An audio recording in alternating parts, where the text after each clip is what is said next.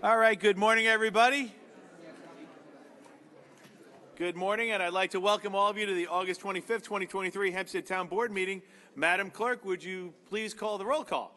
Supervisor Clavin. I am here. Councilman Carini. Here. Councilman Dunn. Here. Deputy Supervisor Gooseby. Here. Councilwoman Miller. Here. Councilman Muscarella. Yeah. Councilwoman Ryder. Here.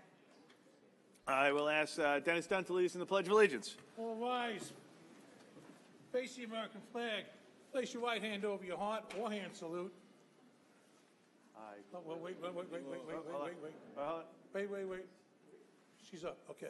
I pledge allegiance to the flag of the United States of America and to the republic for which it stands, one nation, under God, indivisible, with liberty and justice for all. Thank you. Listen, while we're still up, I just wanted you to notice in the front row here, we have the Reverend Isaiah Moltaire. He's 86 years old. Hey, Reverend. He served in Korea. He was in the United States Marine Corps, UWA. And his son, Junior, has joined us, and his wife, who's suffering with stage 4 cancer. We thank you for coming to support your husband. We love you dearly. Well done, buddy. And Mr. Supervisor, That's why he did not remove his cover. He hand saluted. God bless you. God bless America. and Mr. Supervisor, to that end, Yes, sir. I think the Reverend is here for item number 5, a public hearing on the moratorium. Yes. As I explained to them, I'll be asking for a motion to adjourn that to May 9th, so that hearing will not occur today in case they don't want to stay for the meeting. Okay. Thank you very much. I appreciate that. John, Town Attorney, should we take out of order number 5, or do a recommendation to make it convenient for him, or go through a regular? That would be great, Mr. Supervisor, if we could. So I would ask for to consider a motion to adjourn that hearing until May 9th. Yeah, so just so it's clear, there's an adjournment on item number 5. We have members of the community. I know we've talked to esteemed counsel, Mr. Brewington, about taking out of order. Correct, Mr. Brewington? You're okay with us taking out of order? So much so you're quite a gentleman. Yeah, listen, the only reason he's being so nice to me, just so ladies and gentlemen, everybody knows the audience, I'm an attorney. The first case I ever tried in my entire life, I lost to Fred Brewington. So I have a lot of respect for him. So with that, I will ask someone to make a motion to adjourn item number 5. May someone make that motion? I make that motion. Got a second? Second the motion. All right, make a call. Supervisor Clavin. Aye. Councilman Carini. Aye. Councilman Dunn. Aye. Deputy Supervisor Gooseby. Aye. Councilwoman Miller. Aye. Councilman Muscarella. Aye. Councilwoman Ryder. Aye. Thank you, Mr. Brewington. And to the residents, I would say council will advise you when the meeting will be adjourned. I thank all of you for coming down here today. Thank you all. Take care. Thank you. Madam Clerk, would you please call the first item on the calendar? We have a proposed local law regarding parking or standing prohibitions near East Rockaway, Merrick, Oceanside, and Uniondale. Any member of the board wish to be heard? I do not have any slips on item number 1. Does anybody wish to be heard that did not sign in item number 1? If not, may I please have a motion? I move the public hearing be closed and the board adopt the item. Second. Supervisor Clavin. Aye. Councilman Carini. Aye. Councilman Dunn. Aye. Deputy Supervisor Gooseby. Aye. Councilwoman Miller. Aye. Councilman Muscarella. Aye. Councilwoman Ryder. Aye. Madam Clerk, please call the next item. Proposed local law regarding arterial stops near East Rockaway and Franklin Square. Any member of the board wish to be heard? Okay, I do not have any slips. Any member of the public did not sign in and wishes to be heard on item number 2? If not, may I please have a motion? I move the public hearing be closed and the board adopt the item. I second the motion. Supervisor Clavin. Aye. Councilman Carini. Aye. Councilman Dunn. Aye. Deputy Supervisor Gooseby. Aye. Councilwoman Miller. Aye. Councilman Muscarella. Aye. Councilwoman Ryder. Aye. Madam Clerk, please call the next item. Proposed local law regarding traffic regulations in the vicinity of schools in East Meadow and Franklin Square. Okay, any member of the board wish to be heard? I do not have any slips. Does anybody who did not sign in and wishes to be heard on item number 3? If not, may I please have a motion? I move the public hearing be closed and the board adopt the item. Second. Supervisor Clavin. Aye. Councilman Carini. Aye. Councilman Dunn. Aye. Deputy Supervisor Gooseby. Aye. Councilwoman Miller. Aye. Councilman Muscarella. Aye. Councilwoman Ryder. Aye. Madam Clerk, please call the next item. Proposed handicap parking on public streets in Elmont and West Hempstead. Any member of the board wish to be heard? I do not have any slips in item number 4. Does anybody wish to be heard did not sign in? If not, may I please have a motion? I move the public hearing be closed and the board adopt the item. I second the motion. Supervisor Clavin? Yeah. Councilman Carini? Aye. Councilman Dunn? Aye. Deputy Supervisor Gooseby? Aye. Councilwoman Miller? Aye. Councilman Muscarella? Aye. Councilwoman Ryder? Aye. Okay. We already adjourned item number 5. Is that correct, Madam Clerk? Correct. All right, then may I have a next motion? We have an application of Bola EM Realty LLC for a variance from provisions of the GSS ordinance to repeal and replace restrictive covenants and install storage tanks in Wantagh. Okay, good morning. If I identify yourself for the record, that'd be great, Counselor. Good morning. For the applicant, Matthew Ingber from the law firm of Brown, Altman, and DeLeo, 538 Broad Hollow Road, Suite 301, Melville, New York, 11747. And with me this morning is our project engineer, Chris Tartaglia of PE of High Point Engineering, who's available to answer any questions that you may have. We're here today for Bola's application to redevelop the existing gasoline fueling station at 892 Wantagh Avenue in Wantagh with a new gasoline station with 6 fueling dispensers, so it'll be 12 positions in total, a new canopy, a 4,010 square foot Bola Market, which will include a Moe's Southwest Grill and Tim Hortons, as well as make associated site and landscaping improvements. Specifically, the applicant seeks site plan approval to repeal prior town board covenants and restrictions that were dated November 17th of 1994, as well as November 3rd and November 14th of 1997, variances for the new signs, building, canopy, and off-street parking, as well as to install new underground storage tanks. As a matter of housekeeping, the public mailing and posting for this hearing were performed in accordance with the town code, and both were submitted to the town clerk on April 20th of this year. And prior to this morning's hearing, our office and our project engineer submitted the following documents in further support: a petition in support of the applicant's request to amend covenants and restrictions and to modify the site plan, a narrative in support of the variance relief, a color site plan rendering prepared by High Point Engineering dated April 3rd of 2023, as well as an aerial plan prepared by High Point Engineering dated April 4th of 2023. We ask that the color site plan rendering be displayed on the board. And as you could see from the aerial map, that the property is surrounded by a mix of commercial and residentially used properties. To the north, across North Jerusalem Road, is MacArthur High School. To the east of the property, on the opposite side of Wantagh Avenue, is residential development. Abutting the property to its south is a 7-Eleven convenience store. And then abutting the property to its west is a vacant, undeveloped lot, which is owned by Nassau County and used as a recharge basin. And then further west is a child care center and further residential development. Based on our review of town records, the property has been improved with a gasoline fueling station for approximately 73 years, beginning in circa 1950. It appears that the auto repair use began in 1951, and the convenience store use began in 1955. The property is currently improved with a gasoline fueling station with 5 dispensers, which are a total of 10 positions, a 5,800 square foot building, which is used as a convenience store, as well as a 10-bay auto repair facility. And we note for the record, the auto repair bays are not currently in operation. This application will not change the character of the area, as this site will continue to be used as a gasoline fueling station and convenience store. When the property is redeveloped, the auto repair use will be discontinued. And so specifically, the applicant is going to raise the 5,800 square foot building and develop a smaller 4,100 square foot Bola Market. And as we previously noted, it will include a Moe's Southwest Grill and Tim Hortons. The Bola Market will be a masonry building sided with brick paneling and a wall finishing system, consistent with the architectural style at other BOLA markets in the town. In addition, the existing fuel dispensers will be replaced with 6 new dispensers. So there'll be a total of 12 dispensers. We're going from 10 positions to now 12 positions.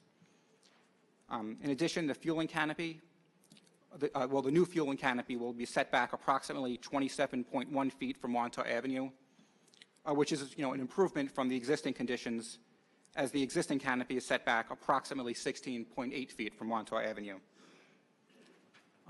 The application is also going to make vehicular safety improvements, especially as it relates to site access. So currently on North Jerusalem Road, there is a one single driveway. This will be modified and be designated with markings and signage to be right in and right out only. There will also be a no left turn on the westbound side of North Jerusalem Road. On Wantagh Avenue, the BOLA will be removing the northerly curb cut, which is by the intersection of Wantagh Avenue and North Jerusalem Road. The existing southerly curb cut will be modified, and that will also be designated as right in and right out only. In terms of landscaping, BOLA will landscape the property in an attractive manner consistent with their other sites. So here, BOLA will be planting approximately 37 trees along the westerly rear yard and the southwesterly corner of the site. In addition, shrubs will be planted at the northeasterly corner of the property, fronting Wantagh Avenue and the North Jerusalem Road intersection. In addition, perennials will be planted along North Jerusalem Road and along the southerly side yard. So with that, I'd like to open up the hearing for any questions that the board or public may have. I appreciate that. I see one of my board members is chomping at the bit. Dennis?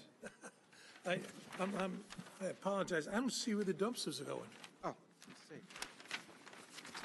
The dumpster is on the southerly side of the new BOLA market. Okay, so it's going to be, all right, I see it. Thank you. Thank you. The supervisor pointed it out for me. Thank you. Now the flag, you have a flagpole? Yeah, we could, we will be installing a flag. I have our project engineer who could, tell you where it's going to be installed. I'll tell you why, MacArthur High School is right across the street. Right. A lot of the students go in the Marine Corps and the other branches of service. When they come home, they love seeing the American flag, as do the residents of Levittown, because that's the exit of Wantagh and entrance into Levittown. And it's really does us, guys come home from war, gals come home from the war, and they love seeing the flag, and it is going to happen. So thank you, I appreciate it. Counselor, have you ever done a presentation here before? Yes. Okay, then you know that question's coming every single time. So it's at the gas station. Yeah. He's very passionate about it. We set it up to the T. So I appreciate the fact that you're already planning that ahead. Yeah. So actually on the plan, the flagpole, there's a note on the North Jerusalem side where there's going to be a proposed flagpole. Oh, there it is. It says the Dennis Dunn corner right there. Yeah. But the other thing is you're going to replace the fence with what, PCV, whatever that's called? Yeah, PVC fencing. You're going to replace all. Replacing. And you know what, BOLA does an incredible job. You've done a few things in my area, which is in North Belmore and Merrick and East Meadow and Levittown, and you do a wonderful job. It really is clean, and I appreciate you coming. Thank you. Thank you.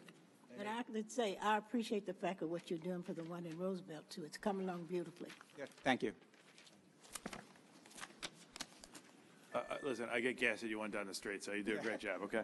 So any other board member have any other questions? I have a question. Yeah. Will there be irrigation where you're planting the trees and shrubbery and landscaping? Is Yes. there an irrigation system? Yeah, yes, there will be an irrigation system. And all of the landscaping will be properly maintained? Yes. Okay, thank you. All right. With that, I don't have any slips for item number 6 from anybody from the audience. Does anybody wish to be heard on item number 6 that did not sign in? Anybody have any questions, Mr. Tartaglia? Okay. And if you want to bring up some closing, that's great. Yeah, so that's all we have. Okay. All right. Well, listen, I appreciate you doing the right-hand turn out of the gas station on the northern tip. I appreciate the presentation, and I know that he appreciates the flag, and Okay, thank you very much. Thank you. All right, may I please have a motion then? I move the public hearing be closed and the board reserve decision.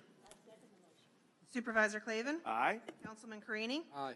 Councilman Dunn? Aye. Deputy Supervisor Gooseby? Aye. Councilwoman Miller? Aye. Councilman Muscarella? Aye. Councilwoman Ryder? Aye. Okay, next we have the decision calendar. Madam Clerk, would you please call the first item on the decision calendar? Or do you call them all in unison? Tell me. Separately. Separately? Go for it. We have a resolution adopting a secret negative declaration and determination of non-significance in connection with an application for an inclusion of parcel of land located in Uniondale. Okay, can I motion on item number, decision 7A? I move the board adopt the item. Okay. Do I have a second on 7A? Second the motion. All right.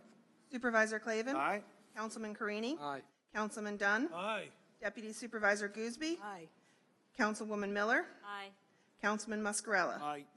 All right, please call the next item on the decision calendar. Yes.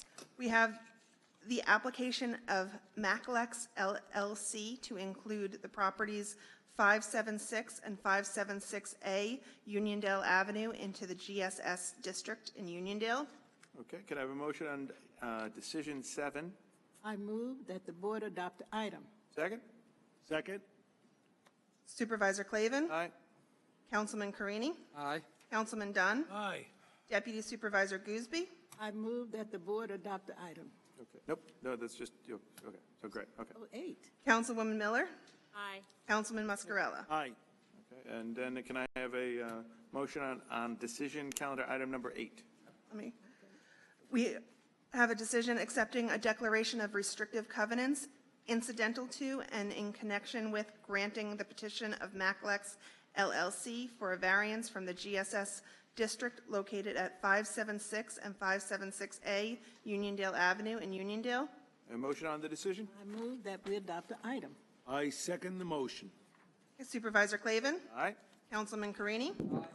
Councilman Dunn? Aye. Deputy Supervisor Gooseby? Aye. Councilwoman Miller? Aye. Councilman Muscarella? Aye.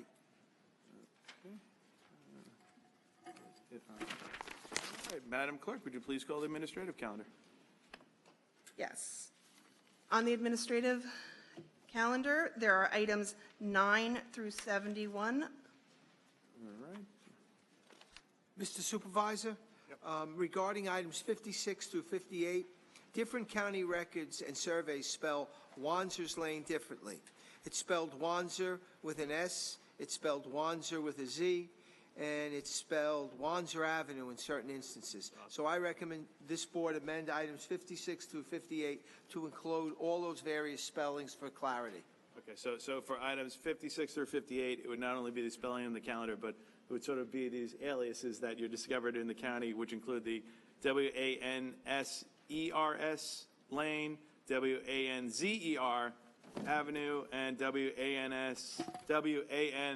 WANSER Avenue. Is that correct? That is correct, Mr. Okay, so let the record reflect those variations for the county records will be included in items 56 and 58. May I have a motion to that effect on those variations? So moved. Second. Supervisor Clavin? Aye. Councilman Carini? Aye. Councilman Dunn? Aye. Deputy Supervisor Gooseby? Aye. Councilwoman Miller? Aye. Councilman Muscarella? Aye. Councilwoman Ryder? Aye. Okay, does any member of the board wish to be heard on anything on the administrative calendar? Okay, I have a couple of slips. We'll start off with Felix Percacci.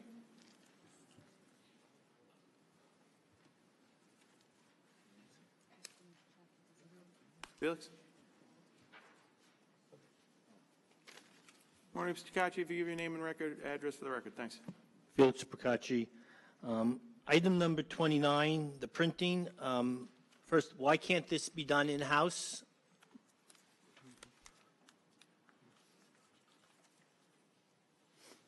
Block?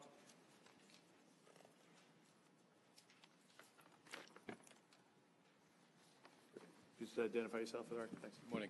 Greg Blower, Director of Communications. Thank you, Town Board. Thank you, Supervisor. This is a complicated catalog that has to be sent out of house. We don't have the equipment to produce it in-house, and it's a bid job, so that's a continuation of the annual contract. Also, why wasn't the fee schedule provided as part of the resolutions? It says fee schedule per item, but there's nothing that I could see that was published. I don't know, we'll have to see if that can be included. Excuse me? You say he's going to follow up with you? Who's going to follow up with me? Mr. Blowers. Oh, he is? Okay, you'll send me the fee schedule? No, he said he'd follow up with you. Okay, thank you. All right. Items number 30. Once again, there's no fee schedule Okay. for those items. Okay. I noticed in item 26, you do give a fee schedule, so I'm not sure why you sometimes give a fee schedule and sometimes you don't. Guess they probably have it already. So can somebody follow up with me on item 30 to get me the fee schedule, or do I have to foil it? I will ask my deputy from General Services. Does that one fall under General Services? Okay. All right. Dominic? Item That- number hold- 66. Was this additional spending included in the 2023 budget adopted last year?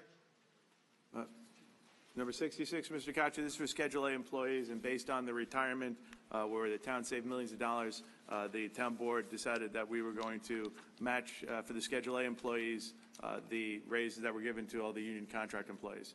So we actually have the money. We still are running it with the retirement. We actually still have a savings, but we thought that the employees that work really diligently and hard here in the town of Hempstead, the men and women deserved the same as the contract employees. That answered none of my questions. No, I think it did. Was this No, I just answered the question. included No, I just in answered the question. 2023? But just, it's a yes and no answer. No, I'm no, not Mr. sure. Kachi, You gave I a just want to very- let you know, Mr. Kachi, you don't make the rules. You know what? I answered your question. You don't tell me what to do. I don't tell you what to do, but I did give you an answer. You responded, you didn't give me an answer to the question. Maybe you didn't like it. I can't help it. Okay, yeah, I know. It's, I know. just say you don't want to answer it then. I don't want to say that because I did answer it. You'd be telling a lie if you didn't say that. How much is this going to cost? The savings? Total amount? All right. John, if you give the amount, thanks.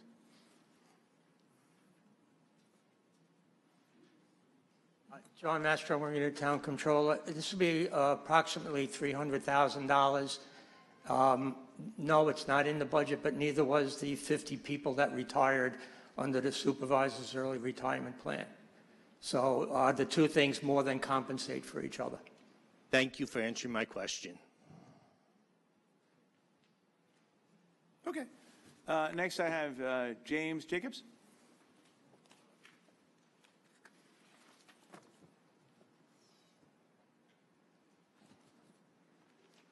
Morning, Mr. Jacobs. If you gave me name and address for the record, thanks. Morning, Supervisor Cleveland. I kind of missed the X in the middle of your name, but it's all good. James B. Jacob, Uniondale, 568 Ash Court. On item number 19, I just need a point of clarification of the Department of Planning and Economical Development. Because what's that pertaining to, and when will be the start date of that said project and the completion date? Okay. And good morning, council people.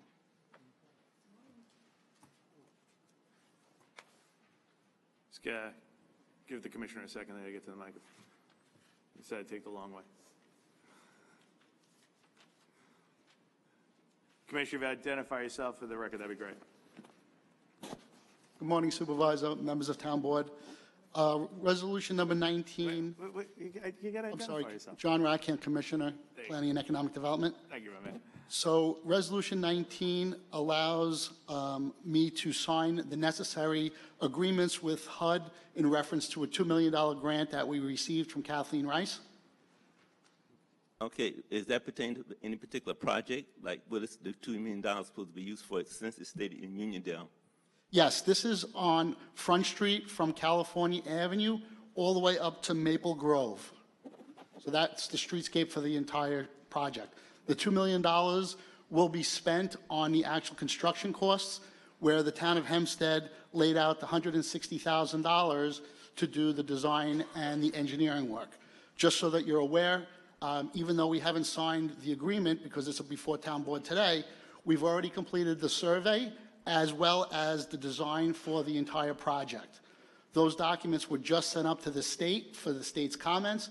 If they make any changes, we have to change them and send them back to the state. And we're looking to probably start this project next spring. So it would be 2024 instead of 2023? That's correct. And do you have a particular date in 2024 that will actually be started so it'll be on the record, please? I'm hoping to start it in the spring. Again, it depends on when we get the paperwork back from the state, because it's on a state road. Okay, so I don't have to worry about this being tabled down the road or anything of that nature, right? No, what the town board is doing today is allowing me to sign all the contract that's needed through HUD's requirements. All right, thank you. That'll be all part of public record also, right? I'm sorry? When they do this documentation of the signing and everything else, that'd be part of public record also, right? Yeah, that's what this is for today. Okay, I just want to make Yes. sure we're on the same page. Yes, and once it goes out to bid next spring, or, in the wintertime of the spring, whenever we get the documents back, that will come before the town board approving the contractor that wins the bid. All right, thank you for your information. Appreciate it. Thank you. Okay, thanks, Jacobs. Next I have Pearl Jacobs.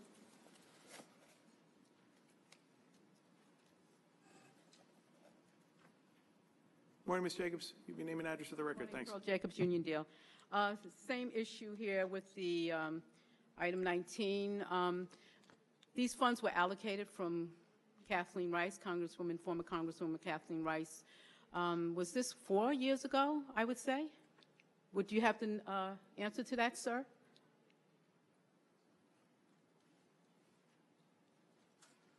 Good morning, John Rackham, Commissioner of Planning and Economic Development.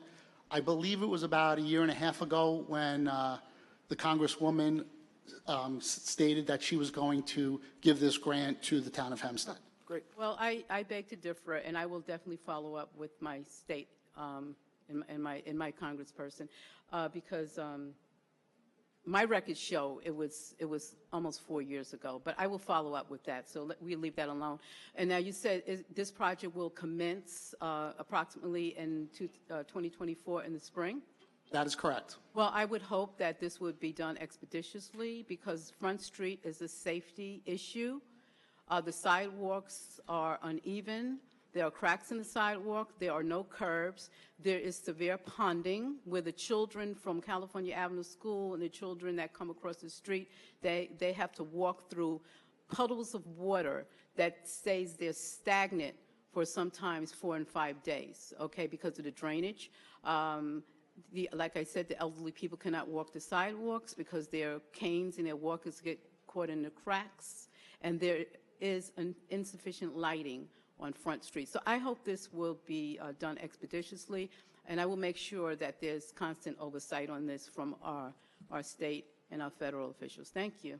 Well, just so that you're aware, that's the reason why I filled out the application for this project with Kathleen Rice's office. I will stay on top of this. Thank you. Great, and we'll follow up with our new Congressman, Anthony D'Esposito. I know he's very interested in this, so thank you. Mr. Yes, he made sure that we got this application before us now. Oh, that's great. Thank you very much. We appreciate it. It's nice having Anthony there, too.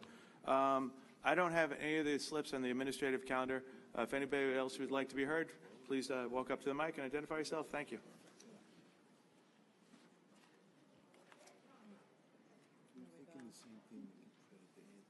How you doing? If you give your name and address, that'd be great.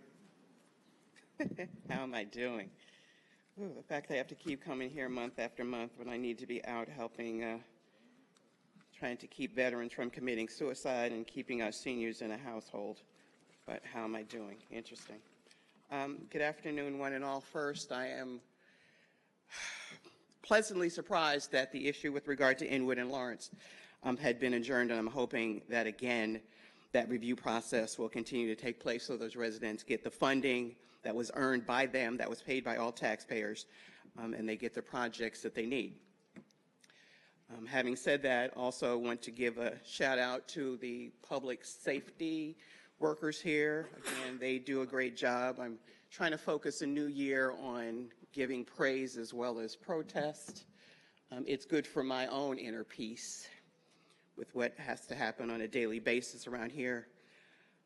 Now to the issue at hand before I'm reprimanded about using my taxpayer time for the administrative calendar. Number 9, I need to know the names of the streets, the 2 locations in Baldwin. Number 14, the resolution with regard to directing construction or reconstruction of sidewalk along certain streets. Where are they? Anytime anybody wants to walk up and get that started, I just want everything on the record. As always, we're going to ask the commissioner come up, and or Deputy Commissioner. Okay. You can come up there. Thanks, Danny.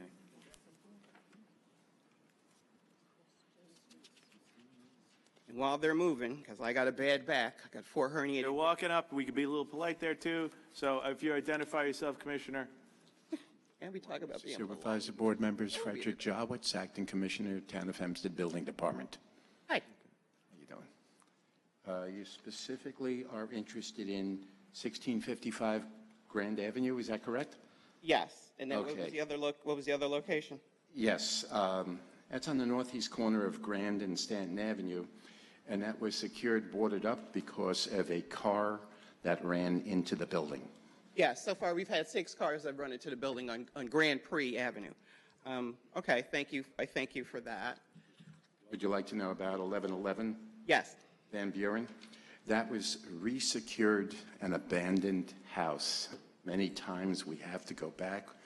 Obviously, when you read the actual resolutions, and we title it Declaration of Emergency and Threat of Imminent Danger, well, this was a previous board up, which people get into, Right. try and remove the board up, and we had to resecure the property.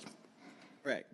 Okay, cool. Because we have a couple of houses like that. I got a house on Wesley. It's been empty and it's been largely abandoned. I don't know if we're at the board up stage because the ownership is in dispute. But I thank you for giving me that information. I appreciate it. Item 34 and 35. 34, what is this and why? Because I can't understand it. 35. Again, if that last word is supposed to be revenue versus review, I don't know about whoever drafts this. I gather it's a lot of material, but maybe we need to have some oversight. Maybe if we hired a service-disabled veteran, minority or woman-owned business, we would have better clarification and writing. Can somebody answer that question as my time is a-ticking? And I also have questions about 41 and 43. Again, I want it on the record so that I could possibly get the clock stopped because it just keeps on moving, and I'd like to get answers. Yes, on number 34, John Mastro Marino, Town Controller. On 34, this is a reallocation of American Rescue Funds.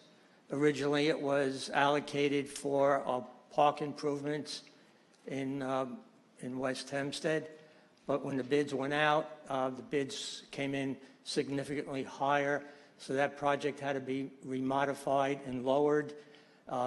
It produced some funding that has been reallocated based upon needs in the Parks Department. So we have a list of all of the park improvements that are going to be improved based upon 1.6 million. Okay, would I be able to get a copy of that? Sure. I appreciate that. Item 35. Item 35, it's appropriation increase in general fund, outlay expenses, accounts, and creation. It's $4,000. It's a reallocation, again, of American Rescue Funds. It's just a moving of the funds. Okay, and are we actually rescuing what the fund was actually designated for? Because it seems like we're moving money around into areas that don't seem to comply with the original intent.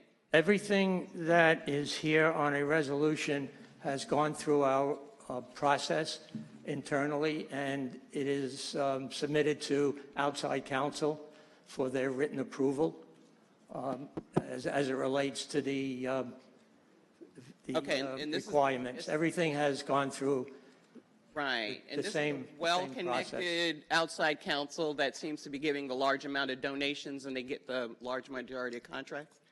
Interesting. What are you even talking Okay, 41 and 43. What about 41 and 43?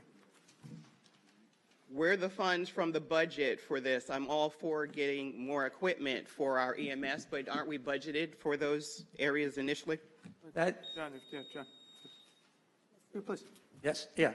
That was, there is a small balance left in the American Rescue Fund, and that is for the EMTs vehicles. So we've allocated $200,000 to purchase 3 emergency EMT vehicles out of the American Rescue Funds. Again, that went through the same process and went through outside counsel for permissibility.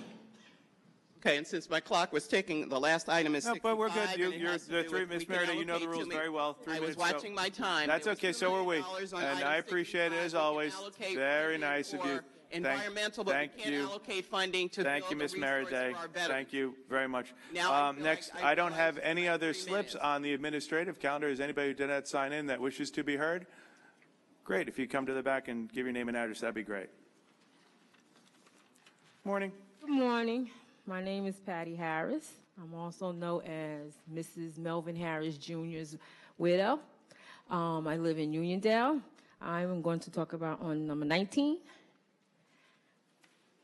On number 19, I'm glad that something's going to be done. I'm very happy about that. But also, I have to advocate because I live on Lenox, and that's in between the California Avenue all the way to Maple. Will the community of that attached, the blocks attached to the front street, will they be known that this is coming to, how I can say, close up the first part of their blocks because of the fact that traffic will now be coming onto the inner side of the blocks? Because you have a little strip mall that has restaurants and laundromats, and you have people who go there, so they will be parking on our blocks. Will you be notifying us when the action will be taken when they start developing?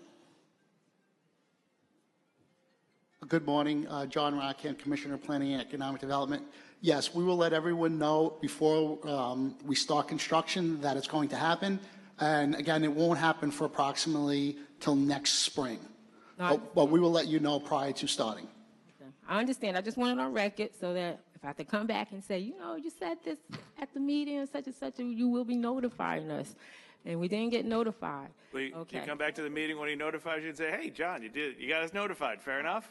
I have no problem doing that. There we I'm go. glad that you think. I know. Listen, he'll notify. John does a good job. Nice, He'll notify. Okay, we got it. But also, when they have our flower pots that Notion Garden likes to put flowers in, will that be moved into an area that we can utilize the flower pots beforehand? And we have garbage cans. But we can't pick it up.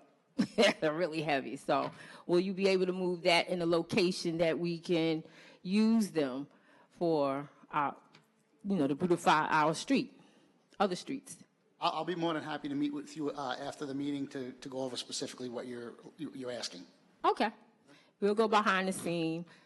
I don't know why we constantly have to go behind the scene for that, but okay. Thank you. Okay. Nice seeing you. I thought it was somebody else. How you doing? Morning. If you name and address, great. Hi, good morning. My name is Stephanie Chase. I live in Lakeview. Just wanted to thank you for coming out and last weekend and helping the community and cleaning it up. It was a phenomenal effort by the residents and the town of Hempstead, and I thank you. That was nice of Ms. Chase. And by the way, and I mean it sincerely, that was great. I love the fact that you got so many, kids involved with the whole project. It was a lot of fun, and the men and women from the town had a blast working with everybody. So we appreciate it. We look forward to that, and I'm glad it was a great success. And that was very kind of you. And I actually want to let you know that I will call everybody in that crew because they really had a great time working down there with you. So thank you. You're welcome. All right. All right. I don't have any other slips on the administrative calendar. Anybody else wish to be heard? If not, may I please have a motion? I move the administrative calendar from 9 through 71. Second. Supervisor Clavin. Aye. Councilman Carini. Aye. Councilman Dunn. Aye. Deputy Supervisor Gooseby. Aye. Councilwoman Miller. Aye. Councilman Muscarella. Aye. Okay, a motion to adjourn? Move that we adjourn. Second. Supervisor Clavin. Aye. Councilman Carini. Aye. Councilman Dunn. Aye. Deputy Supervisor Gooseby. Aye. Councilwoman Miller. Aye. Councilman Muscarella. Aye. Okay, now that the formal portion of the board meeting has been adjourned, the town will remain to listen to the comments of residents, and we'll start off with Felix Percacci.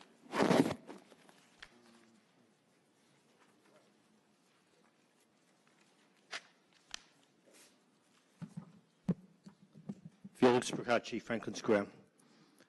After former President Reagan died in 2004, the Hempstead Town Board dedicated the open space outside the town pavilion to the former president, calling it the Ronald Reagan Plaza.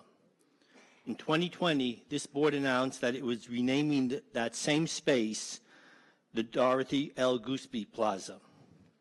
After failing to do his due diligence and disrespecting the former president, Supervisor Clavin was quoted in a news article saying, "At a time when African Americans and other minority groups were underrepresented in Hempstead town government, Senior Councilwoman Dorothy Gooseby challenged the status quo and fought for equal voting rights."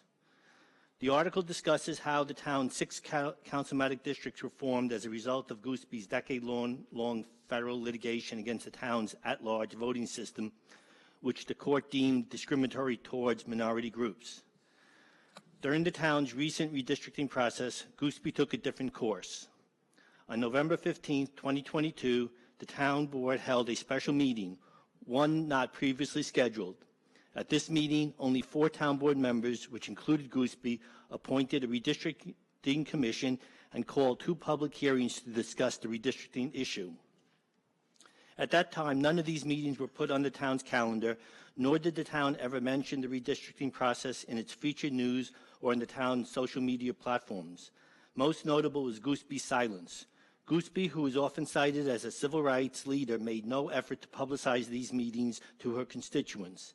At the redistricting hearing, where several maps proposed additional majority-minority districts, Gooseby chose to remain silent. Whether the councilmatic or at-large voting district method is better is a question for voting experts, and only Dorothy Gooseby knows if Dorothy Gooseby really believes in increased majority-minority districts in Hempstead. What Gooseby clearly demonstrated is she no longer is willing to make any effort for increased representation for minority groups in the town of Hempstead, an effort that didn't require a court battle, but simply required Gooseby to open her mouth. These hearings have shown Gooseby has no interest in fighting for increased representation for minority groups, and consequently, I propose all references to the Dorothy L. Gooseby Plaza be removed from the Ronald Reagan Plaza, and the town board pass a resolution to that effect. A person that is not even willing to speak up for their alleged beliefs does not deserve a monument to their name that purports to represent those beliefs. Thank you. Okay, I generally don't speak at comments like this, but I have to apologize to the deputy supervisor. You know, it's a rare moment, ladies and gentlemen, that you're insulted for the public official. No, the deputy supervisor is an icon. She's a good person. She does a great job. And Ms. Procacci, you come all the time. I got to tell you, I'm so insulted right now for her. I cannot believe the things you just said. It's really inappropriate. And you know what? I don't comment on this portion a lot, but I got to tell you, I am so insulted for her. And I think it's horrible, the things you said about her. Totally inappropriate. And you know what? And frankly, you should be ashamed of yourself. And that's how I feel about it.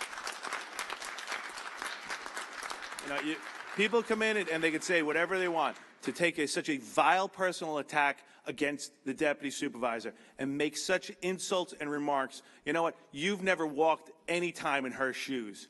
She is an icon. She is a legend. She's a good person. A lot of these people, maybe we don't get along, and that's fine. A lot of the people we do get along. But I'll tell you right now, most of the people never cross the line of hurling insults. Those are insults. That is despicable. You should be ashamed, and it's totally inappropriate. And you know what? I'm sorry for you. I'm sorry for you on so many levels. You know what? I feel bad for you now, because that's the kind of person you are. With that, I will call the next public caution. James Jacobs. It's okay, Mr. Procacci. Like I said, go home, look in the mirror, be ashamed, because that's how you should feel today. Good morning, Mr. Jacobs. And I'm sorry. I like to say something. 2 beloved elected officials that I love like no other was Ronald Reagan and Deputy Supervisor Dorothy Gooseby. And that includes, I put them way ahead of fellow members of my family, for that matter. These are 2 people. Reagan, a Lincoln-like president who I would believe saved the republic, and Dorothy Gooseby, who's the icon of the town of Hempstead. So in all due respect, Felix, I think you got to redial that back, and maybe someday you come here and you mention that maybe you were a little bit out of line. So I'll leave it at that. I'd like to say something as well. You know, we all sit up here. it's fair to have a difference in political opinion. You can have a difference in political opinion, but to sling personal insults at somebody who works so hard to make life better for people, you should be ashamed of yourself. You went over and beyond political opinion. You crossed the line. Okay. Absolutely, you did. You do it all the time. All right. All right. I will now call Mr. Jacobs. I will turn to you. It is nice to see you as always. If you give me name and address for the record, and thank you. Mic's not working, huh? Okay. Since the mic's not working. No, you do, we can hear you. No, it was turned off, but it's okay. No, by the way, I can still hear you. It's still working. It's okay, Cleveland. Okay. Even though you took the X out of your name, it's okay. Because here's the thing I can't understand. You speak about insulting and things of that nature, but last meeting I witnessed there was a family of people of color sitting in the front, waiting to be recognized. When you recognize all the other achievements of the other students, and a lady, Mrs. Ryder, congratulations being appointed onto the council. But this family here had to wait to the very end, but Guzzi by herself acknowledged her. Everybody else acknowledged the group and got applause and everything else. But the only difference I noticed that there were people of color. They were sitting there very patient. It was 4 families. But yet you speak about outrages of how people are not mistreated. And I witnessed my baby Browns that you mistreat people of my nature. Look at the video. Look at the video from the last meeting. There were 4 families sitting in the front, waiting to be acknowledged for their young children's achievement, and everybody ignored them. They spoke about the flag and everything else. Check the video, sir. Okay? If you don't want to believe me, check the video.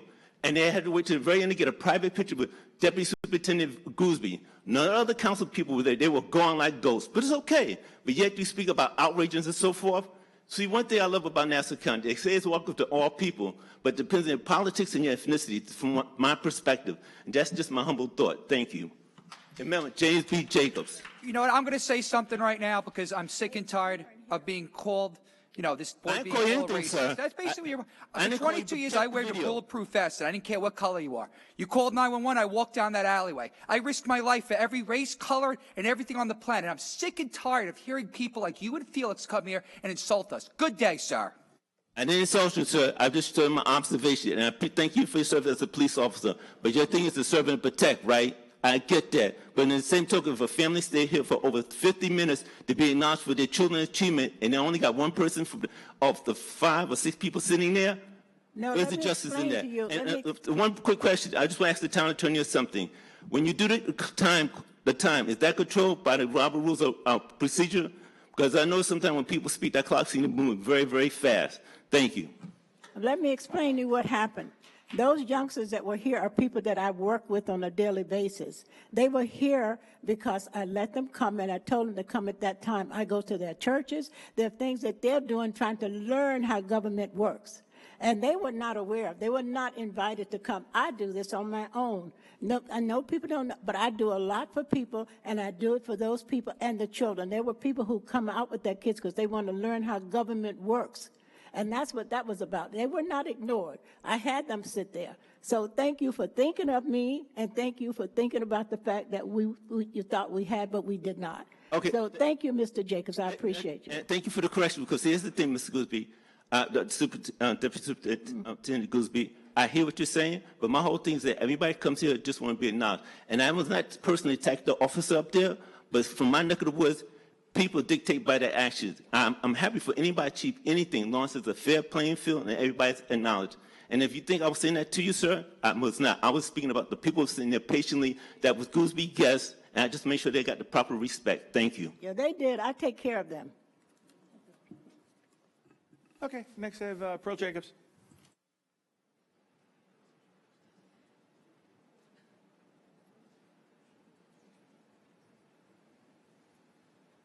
So before I start, I live in Uniondale, an underserved community, and I will express my opinions, and I will take it like a woman. In 1988, Dorothy Gooseby filed a class action suit against the town of Hempstead, charging that the town's at-large voting system for the town board discriminated against the minority community. In 1997, a federal judge agreed and ruled that the town of Hempstead's method of voting at large was discriminatory and violated the Voting Rights Act. In January 2000, the United States Supreme Court denied review of the town of Hempstead's appeals. On February 14th, 2023, weeks ago, Dorothy Gooseby voted yes to the town of Hempstead's discriminatory map. What a reversal of her morals from 1988. I would think that Martin Luther King Jr., John Lewis, Rosa Parks, and many more of our departed civil rights leaders and the people of many races who marched with them rolled over in their graves when she voted yes to these maps that discriminated against a majority minority community. Although her constituents joined residents across the town of Hempstead, attended countless town council meetings, and pushed to increase representation on the town board that would reflect the town's ever-growing diverse population and to keep minority communities whole, Ms. Goolsbee refused to speak or comment on the redistricting process. Even at the persistent request from her constituents who wanted to hear her thoughts, she did not speak, she did not value the concerns of her constituents, and she voted yes to a discriminatory map that would further marginalize and disenfranchise thousands of minority residents, including our youth. Again, what a significant reversal of Ms. Goolsbee's moral compass. I concur with Mr. Procaccia that all references to the Dorothy L. Goolsbee Plaza be removed from the Ronald Reagan Plaza, and the town board passes a resolution to that effect. Ms. Goolsbee's lack of transparency, lack of advocacy for her constituents, and her apathetic attitude demonstrated towards residents that she was sworn in to represent makes her undeserving of this recognition. And then you can sock it to me because I really don't care.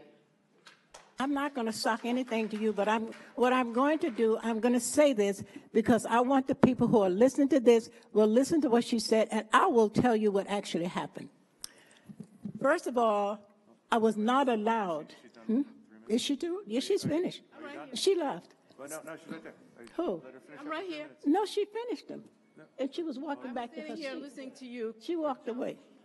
First of all, it is against the law for me to come to those meetings that we had here at the town of Hempstead. I did not come because I'm not allowed to come.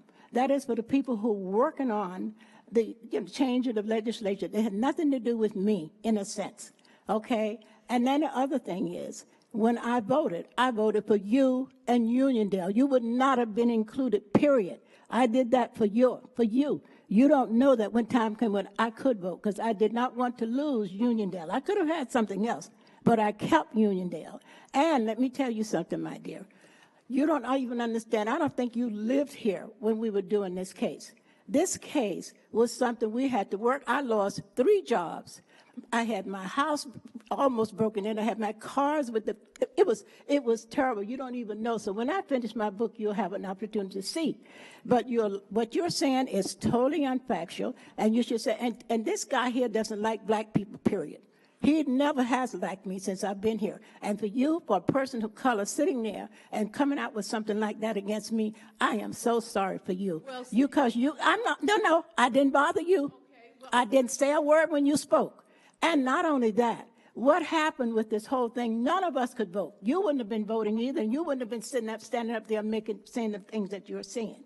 Not only did it change this area, so far, because of that case, we have over 120 people in different states who are now able to have councilmember districts. We did not have them. There were so many of us, but we were never able to vote. Not only did we change here, we also changed the legislator that you go and speak to. They didn't have it either. We had 3. So you have to read the history.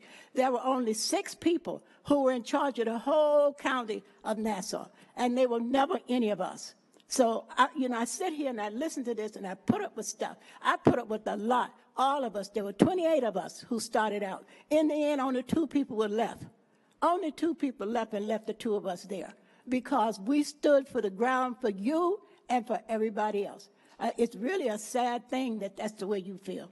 And a sad thing that some of the things you come up here and say, I don't say anything, I just let you talk. But I'm talking now because I don't like it. And the people who are talking to you, and you're jealous of the fact that they put a plaque out there for me when you were trying to get a plaque for a man on Front Street? How dare you? How dare you come up with something like that? If he has it, you don't, honey. No, you don't really. I'm talking. The man on Front Street is Melvin Harris Jr. I know who he is. I don't have anything. Jr. Uniondale would be a ghetto. Okay. Well, it would be a ghetto since you've been there. Let me tell you one because thing. people are tired of you. Okay. Thank you, Ms. Jacobs. Thank you so much, Ms. Jacobs. Thank you very much. Next Next, we have John Defense. Mr. Defense, thank you, Ms. Jacobs. Mr. Defense, it's your opportunity. Thank you so much. We are very, very grateful for you, Ms. Jacobs. Thank you. Thank you, Ms. Jacobs. Thank you. Thank you. That's great. Thank you. All right. Okay. And I have nothing against your husband. Your husband was a nice man. I have to tell her. No, it's okay. My husband was a nice man. He worked in the same as my husband. And your husband came to me and apologized. Let's, Mr. Defense, how are you, Mr. Defense? Give your name and address. That'd be great. Good morning. Hi. It's about the 12th time I've been here for the same issues. The way you gentlemen and ladies are talking right now, you're proving that everybody's got a problem. I've been fighting for 12 months or more just to speak to the commissioner. I believe her name is Lisa Murphy. And for 12 months plus, I've been getting excuses. I spoke to you, Mr. Claiborne. I spoke to your deputies. My problems has escalated. It's involved the senior citizen program. And it seems like if you pay a little attention to where I'm situated, which is in Baldwin, you'll find out that very few senior citizens even know what's going on. That's how far back we are because we're elders.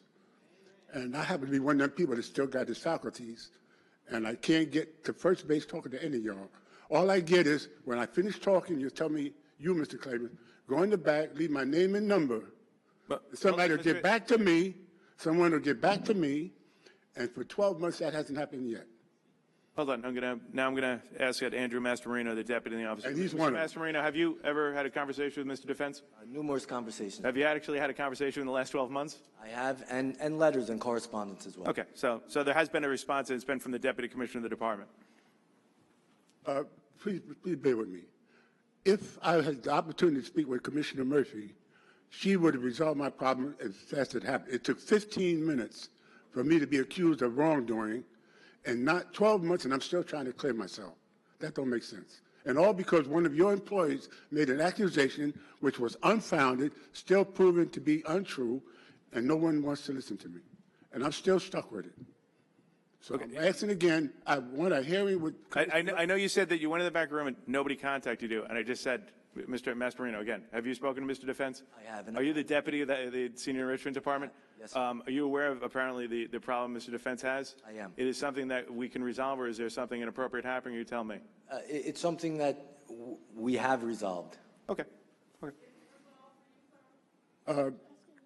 Mr. Claiborne. Yes, Mr. Defense. The last deputy was, that I spoke with was Mike Caputo. Mike Caputo was referred to me because Mr. Pagisi, or however you pronounce her name, she resigned or got transferred or whatever.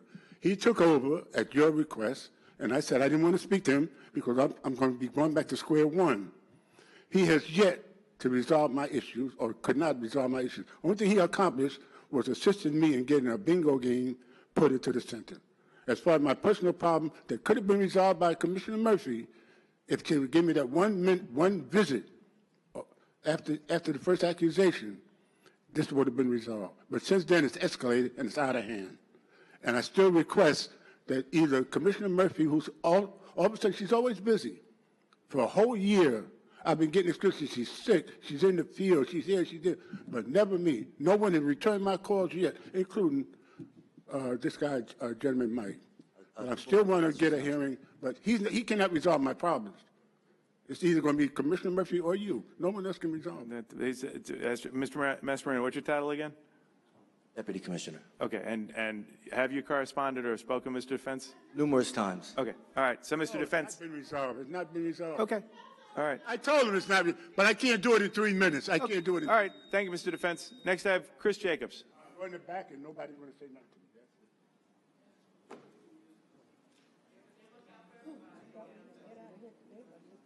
Morning, Mr. Jacobs. Have your name and address for the record. Yes, good morning. Chris Jacobs, Uniondale, New York.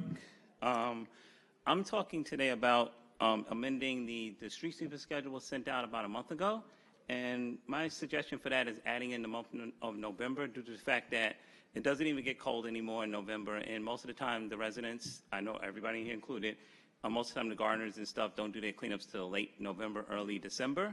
And so because of that, they leave a lot of debris in the streets and everything like that. And I know the town of Hempstead right now, they're actually doing a big, giant a repaving of all the tertiary residential roads. So I think that they should add the month of November into the street sweeping schedule due to the fact that, you know, for this whole past winter time, I've had to drive over, you know, debris left from people's yards and stuff, because as the, when they did the street sweeping, they just left it all there, and then the town of Hempstead never came because the street sweeping was scheduled to continue. So I asked that that be amended to November due to the fact that so our streets can be cleaner. We got brand new paved roads in a lot of the township areas now, and I think that's a good thing.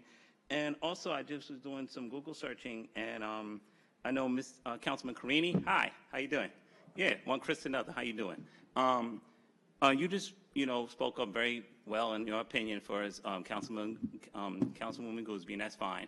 But also, I know my mom and dad were going at you a little bit, but something that you had did, you initiate the graffiti task force back in 2020. I just, on my way here to come to this town meeting today, I just saw on, I believe, 897 Front Street, there's a giant thing of graffiti. Can you take care of that for me? So one, I'll take under advisement. You know, I'll talk to the commissioner about extending it. I would ask you to forward the identification to the deputy supervisor so we can coordinate with that. Okay? All right. I appreciate it, and thanks for acknowledging the road projects. We're really happy we got a lot of roads done. So we appreciate it very much. But I will follow up with the if we can extend the street sweeping. Okay? Yes, and then also for the graffiti. Yep. Right. But if you could send that to where do you live? I live in Unionville. Right. Just send it to the deputy supervisor. That's her district, and we can have somebody go down. But I know that he led the task force for the graffiti cleanup. Gotcha. He helped me out too. Okay. Okay, next I have Jessica Rowe.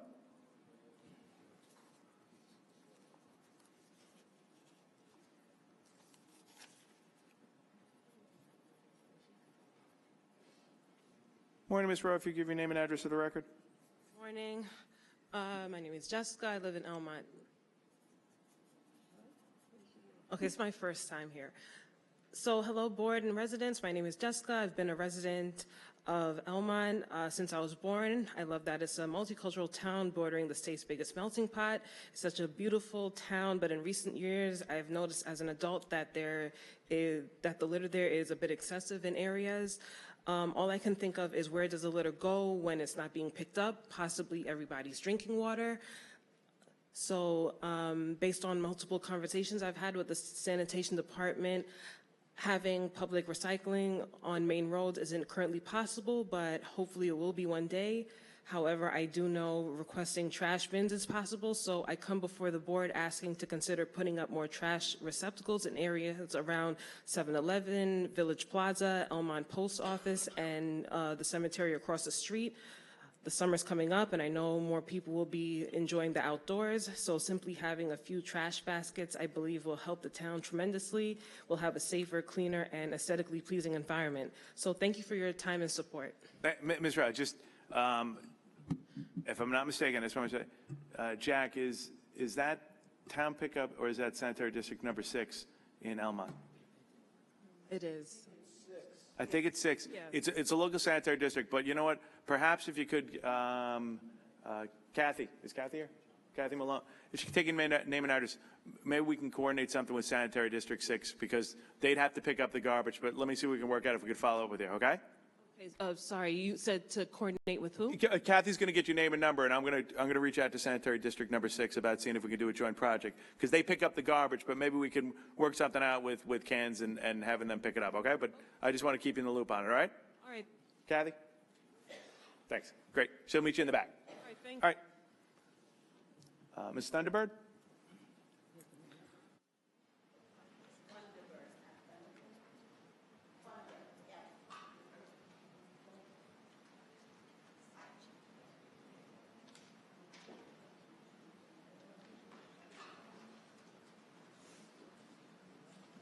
How you doing? Good morning. If you can name and address for the record. Wilhelmina Funderburg, and I am a resident of Roosevelt. I have been for over 55 years. First and foremost, I would like to say thank you for Mr. Lipinski. He came out, took care of those problems that I had on East Clinton Avenue, which I had been complaining about several times with our elected representative, my friend, Dorothy Gooseby, Deputy Commissioner now. You know, we are very, very upset with our representative who we elected to represent us in Roosevelt. In the beginning, she did an excellent job. But I don't know, you know, after a while, I don't know if we get complacent or we just get tired. But as my mother used to always say, when you get tired, you get off the pot and you let somebody else sit on it. And the only thing I'm saying to my friend, hard worker, I worked with her for years, helped her get elected in Roosevelt, Uniondale, and everywhere. You have to stay in contact with the people who vote and elect you. That's it. And we are very neglected in Roosevelt. I can't speak for anybody else. I speak for Roosevelt. On the corner of East Clinton and Nassau Road, that lot need cleaning. Every time you call and try to make an appointment, can't get an appointment now. I don't know why. We used to have meetings where she would come out and sit and listen and hear what our complaints are. Haven't had one of those in a while, long time. The only meeting that we had was not about the complaints in the community. It was about one complaint, because I go to all of them. It is time for our representative to reverse back to how she was before. That is to listen to the people who vote her in, because it's important. We are there, we are behind you, and we expect for you to have our back like we have your back when we go to the polls to vote for you. Thank you. Okay, you finished? All right, let me tell you something. I do not have time to have you come to my home or me to come to you. You have to come to. You have been friends, and I still consider you a friend. But what you're saying now is completely wrong. If you don't know what's happening in Roosevelt, why don't you go see? And not only that, there's not one meeting that I've invited you to. Remember, we did have COVID, and we were closed down. But before COVID, I know that you came to the meeting that we had before we put up with Dunkin' Donuts. You were there, you and your daughter, and you always come. I've had 3 meetings so far about what's happened over there, and you were there at 2 of them. I know that. And even the lady from Baldwin was there. But I have never done anything to you. I know there's some things you want me to do, but I'm not going to do it because it's personal for you, but it's not personal for me. And you come here and say that, and the people I talk to the people who are there also. A lot of people are saying this about you. I don't know what's going on with you right now because you are different. And I'm not, I normally don't say, no, I'm not any different. But because the whole thing is, I take care of things. You talk about those trucks. Taking care of things like you used to, Dorothy. Now, I don't care. You can say whatever. I'm not, listen, I'm speaking now. And believe me, I'm not coming here on a personal note, okay? I'm coming here on a community note. And I'm not the only one that's complaining about what you're doing in our area, okay? People are upset. Okay, I've been in that community over 50-some years, and people are upset with you. Thank you, Ms. Funderburg. We appreciate it. Next, I have Diane Madden. They're upset with you, sir. They want you gone. Good morning. If you name and address for the record. Diane Madden, Hempstead. I have not been in attendance for over a year, and that's because I felt more could be accomplished by building the new until the old started rebuilding. Not to minimize the good that's been done at the animal shelter, but this is a public safety, public integrity, and animal welfare issue, and my silence could be perceived as consent. I've been the scapegoat for personnel changes actually made by management, the acting director. I'd like to clarify that I took no part in the recommendation to bring in a part-time shelter trainer who clearly was able to circumvent the RFQ and RFP process, unlike a recent applicant who went through the 4-month process. A call was made to this applicant after posting a clear threat of violence to the public. A call was made to the applicant to reinstate him when a call should have been made to Homeland Security. The RFQ process was circumvented in this climate when someone posts a threat of violence. If you're a student, you can't even enter the property of a school if you post a threat of violence. I'm asking this board to post the RFQ. If this is your caliber of employee, that's up to you. As I said, you make the personnel decisions, as does the acting director and your appointee supervisor. All I ask is that you post the RFQ or RFP, have them go through the process so the public can see the contract, the resume, any certifications if they even exist. Training methods, by the way, there are only two: positive reinforcement and aversive training. Claim forms, job applications, and salary. This is a pivotal time at the animal shelter. I am most grateful for some of the changes that were made, but what's the point? If you're going to take these vacancies and not fill them with top experts, people of merit, people with high integrity, there's no point to it. And for me to have to come back here after a year when I have pleaded and urged officials to please post the RFP, please be transparent to the public so that they can see these documents, and that hasn't happened. I urge you to make that happen and to rethink the kind and caliber of employees that you have subjected other town employees to.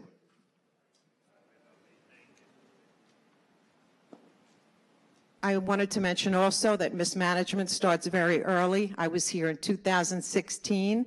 It's not about liking or disliking anyone.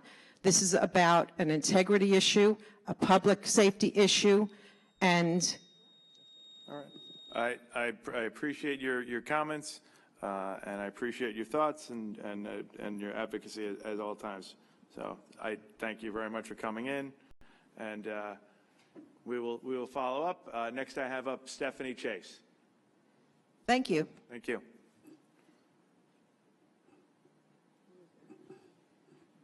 Stephanie Chase?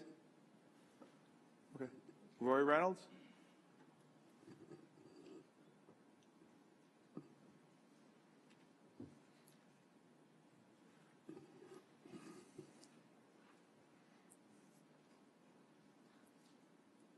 How you doing? If you give me name and address for the record, thanks.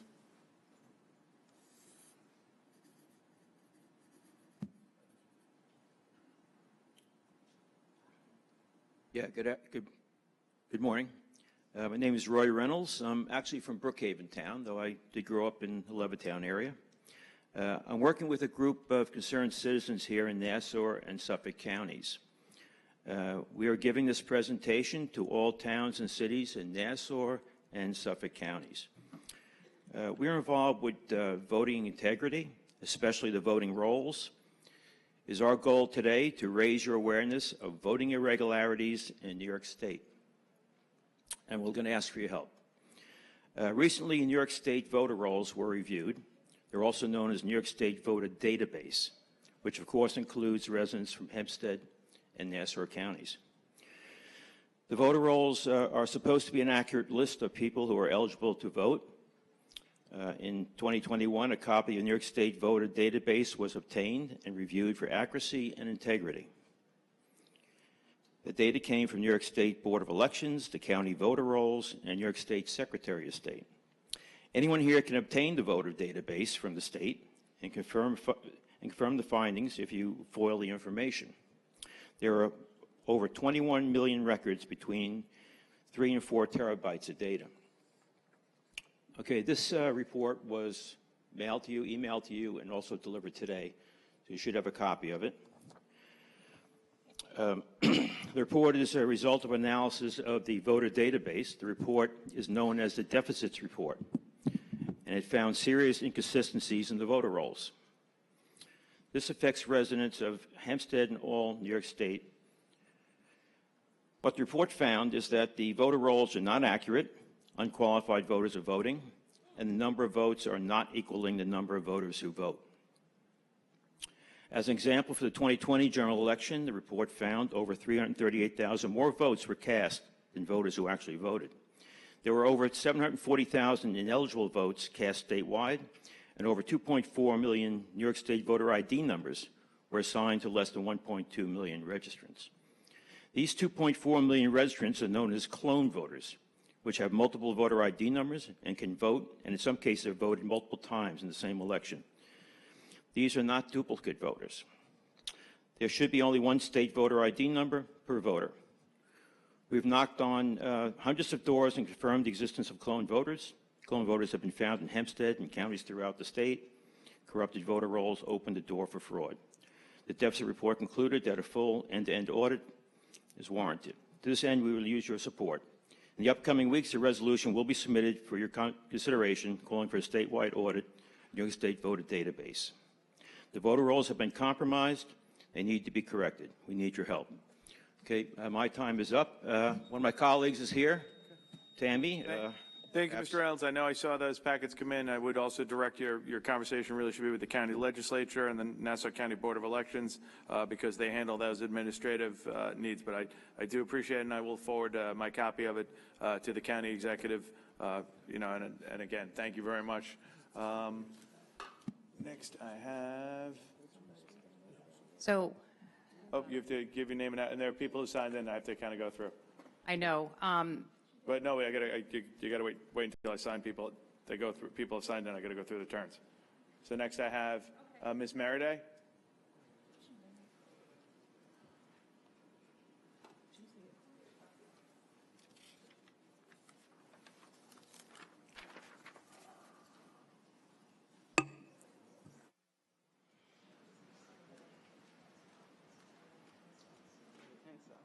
No, I'm good. Okay.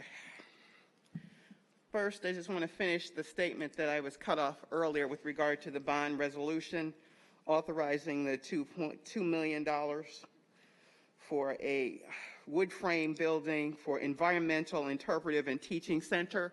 When we have a building in Baldwin that has historical reference to a veteran, I don't know why we can't find some money to build that out into a interpretive and teaching center for the thousands of veterans who serve this country, who continue to serve this country, and who suffer in this country.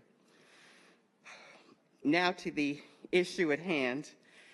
I love how there's that expression, it's better to be right alone than to be wrong with hundreds of others. I don't see where Mr. Procacci's statement was not factual. There was a vote. She was there. She voted yes. Those are the facts. That's what it is. You have residents, including myself, who don't feel we're getting represented. We're paying our taxes.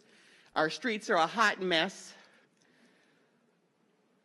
Our services are deplorable.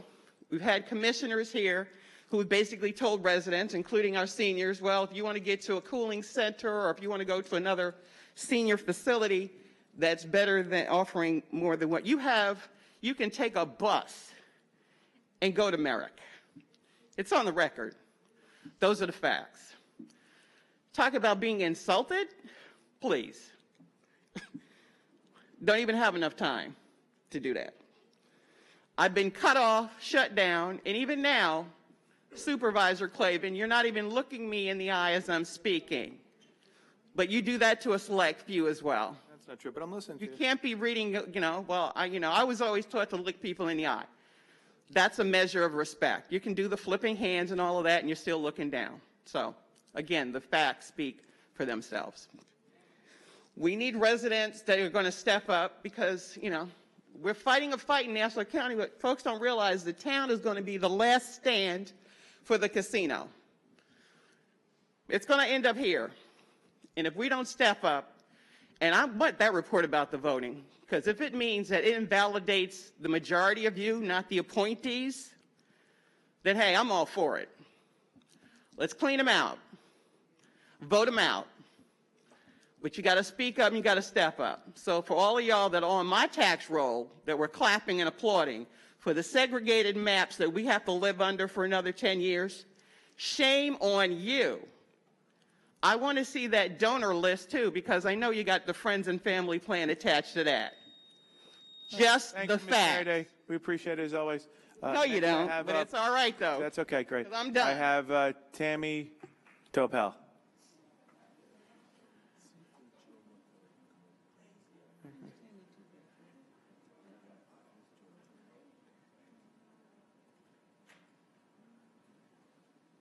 Good morning. If you give me your name and address for the record. Hi, good morning. Tammy Topel. I live in Northport, New York, and I, along with Roy, are, part of a grassroots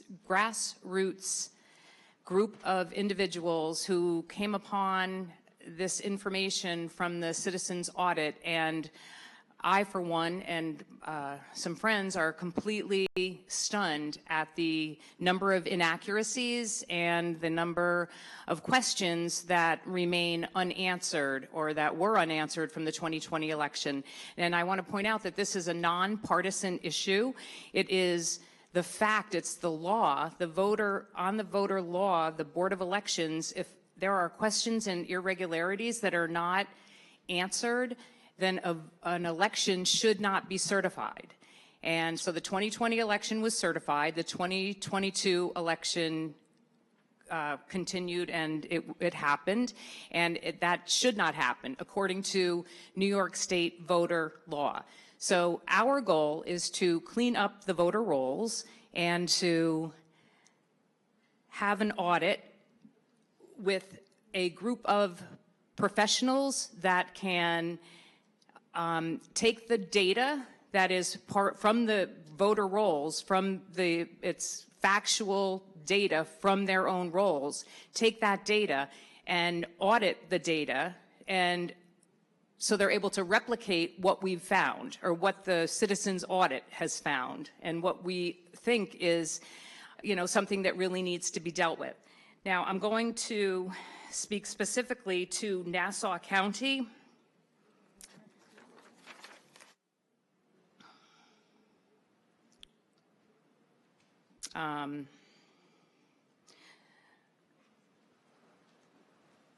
So in total for Nassau County, there were 48,133 irregular votes.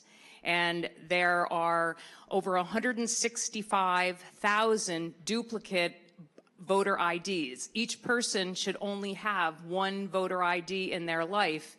And to have 165,000 duplicate voter IDs is in my book, it's a huge problem, and all we are trying to do is clean up those numbers. That's it. 126 people voted who did not have addresses, permanent addresses, so they should not have been able to vote. 76 people registered after the cutoff date and still proceeded to vote.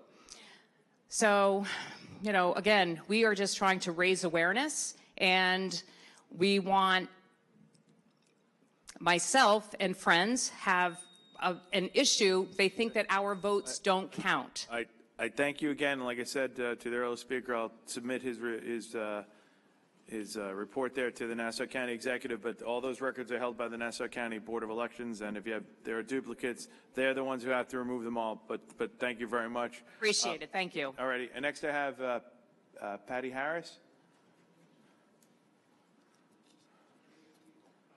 Still good morning, and do you have your name and address for the record? My name is Mrs. Melvin Harris, Jr.